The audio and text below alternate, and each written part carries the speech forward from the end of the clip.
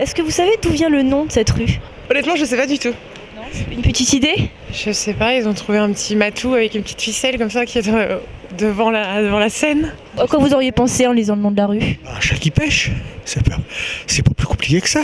C'est une enseigne d'un café ou autre qui s'appelait le Chat qui pêche, et donc la rue du Chat qui pêche. Peut-être, oui, mais pourquoi une enseigne sur un chat avec un chat, quoi? Voilà, peut-être, non, je ne sais pas. Il y a beaucoup de noms de rues de chats qui sont en rapport avec, par exemple, des chats qu'on a tués ou pendus. Le chat, c'est un animal très français, c'est très parisien, il y en a plein à Paris. En plus, qui pêche, c'est à côté de la rivière. Donc, Un chat, normalement, plus pour la maison et tout ça, bon, les chats, la plupart du temps, ils courent derrière les oiseaux. Ils pêchent pas, ils n'utilisent pas dans l'eau.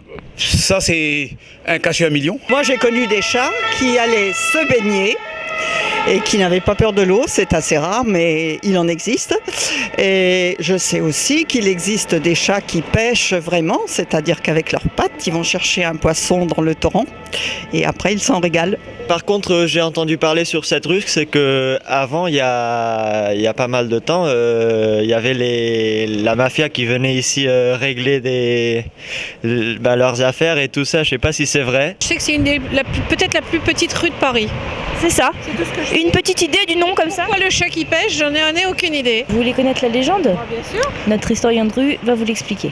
La rue du Chat qui pêche doit son nom à une légende insolite du XVe siècle. À cette époque, il vivait un ecclésiastique nommé Dom Perlet qui pratiquait des expériences d'alchimie.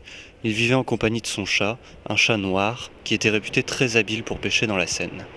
Mais 3 étudiants, qui pensaient que l'homme et le chat étaient liés au diable, profitèrent d'un voyage de l'homme pour tuer l'animal et le jeter dans le fleuve. À son retour, Dom Perlet trouva l'animal en train de pêcher tranquillement au bord du fleuve et personne ne put expliquer sa résurrection. Et depuis, la rue Neuve des Lavandières s'appelle la rue du Chat qui pêche. J'aurais pas pensé à ça.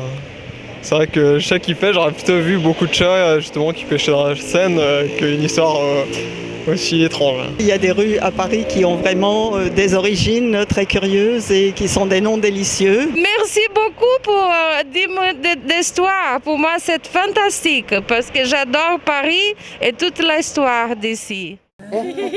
Ça arrive.